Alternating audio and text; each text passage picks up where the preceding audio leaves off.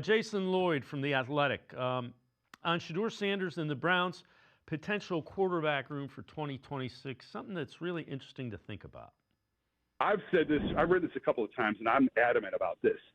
I don't believe Shedeur can be the backup quarterback on this team again next year. Either he's your starter or you move on, because no coach is going to want to go through this again of every single week, Shedeur.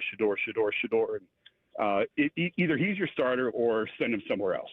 And I don't think that's unreasonable at all. It is interesting. At some point in time, if you're answering questions consistently about backup quarterback that's not playing, it's a problem.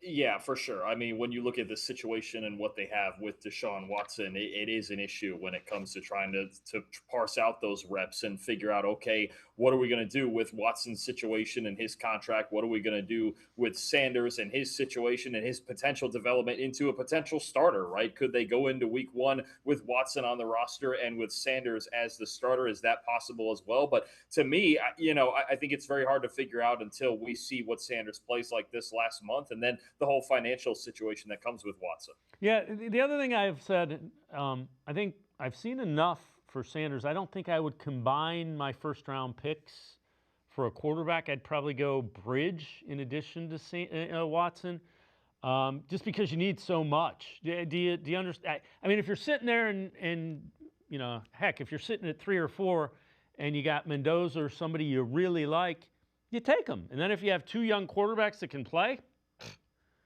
there's no downside to that.